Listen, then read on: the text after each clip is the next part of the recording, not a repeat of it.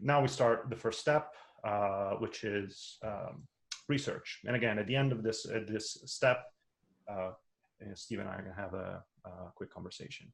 So first of all is look around for the same content, the content that has the same subject of what you want to teach. So of course the dream is to be, the first on the market, the first on the market with a topic that is very popular or is going to become very popular, right? So that's obviously the best case scenario. But most of the time, that is basically very rare. Most of the time, that's not going to happen. So instead of being like if you feel like when you see a lot of content already online on the same subject, don't get discouraged, because it's actually something that can help you make your own content better. So once you go, with that in mind, look around for content on the same subject. And then once you do that, check for the following things in order of importance. I try to list these things in order of importance. So if you are, for example, if you go on YouTube, because it's probably the biggest source of this research, you check for the number of views, and then check the number of comments. So if you have a video on YouTube that is on the same subject that you want to teach, and it has a lot of comments, that makes it very compelling and very good for you, because it shows engagement. So it shows that people are very interested in that subject. So, and also if there is a lot of replies to comments, that shows even more engagement. So people are likely a lot more interested in that type of subject. So check for that, for the number of views first, comments, and replies to other comments. And of course, number of likes. And so what I like to do then is define, after you look at these, after you start your research, research basically between 10 or 50 courses that have the same subject that you want to teach, and look at those items right there, right? And based on those items, you can assign a popularity score, right? That you can define what that is, as long as they're based on those items listed there. And of course, 50 videos is it's a long time, right? Like you go 50 videos, look at all the comments, read all the comments. It takes a long time. So that's why I say between 10 and 50. You can do less than 10, but I feel like 3 years. I find that 10 is the minimum, right? To have a valid enough data for you to go on. So then once you've searched these 5 to 50 or 10 to 50 courses, what I would recommend to do is to visit the five courses that have the highest popularity score. So you research 10 to 50 courses and you apply to all of those a popularity score. Now get the top 5 popularity score, right? And then go back into those 5 videos or tutorials, and then take note on the following.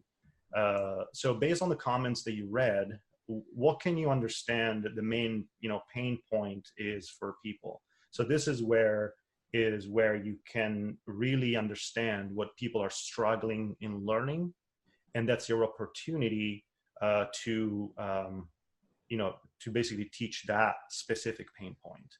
And it's very powerful, because like that you're going to help directly the people by teaching exactly what they're struggling with. So then you write down what people like or don't like about that specific video, that specific course that you're looking at. And so that way it can tell you ways that you can basically it can tell you things that you can focus on while you teach your own, and things that or things to avoid, right? If you were thinking of doing something similar or what that author was doing, those comments, if you see from the comments that people didn't like that, certain things, you can avoid those certain things, right? And of course, one of the questions that I get most of the time is like, okay, but I don't want to copy the subject, the tutorial that I have in front of me, right? Of course not.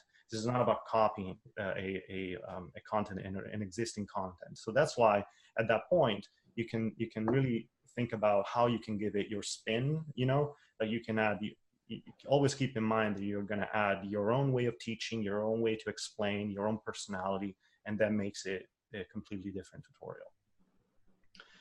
The other very important thing is that to look at when you are looking at these 5 courses is by reading the comments, see the most common terms that people use. And this is going to play a huge role later on when we do promotion, because you're starting to collect keywords that you're going to use later on in your promotion. So this is very, very important. It's a very tedious process, but it's super, super important.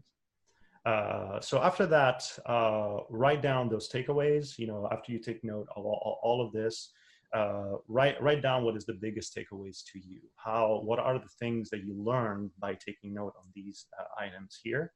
And once you have that, print it out or write it down, and always have it in front of you throughout the production of your tutorial, because that's going to keep you really, really focused. So the other thing to research is where does your audience hang out, right? So again, this is going to play a role on promotion, but it's also it plays a lot of role in what you need to focus your tutorial in. So look at, make a list of all the Facebook groups about the subject. So if you're teaching about rigging, go in all the rigging Facebook groups, or on all the, if you're teaching animation, all the Facebook groups on animation and so forth, but also forums, and also research the popular Twitter hashtags on the subject, so you can use it during your promotion.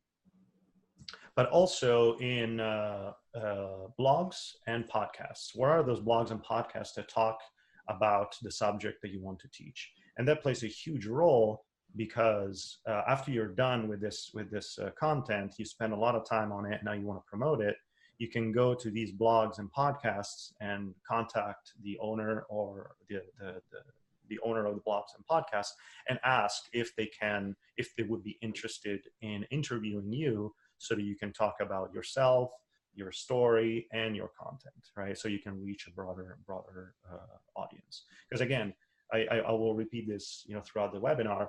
It's not about reaching people to sell, but it's about reaching people to help, right? That's main focus. And of course, more. If you think of any other things like LinkedIn groups and all of that, obviously you can probably get the picture now that you have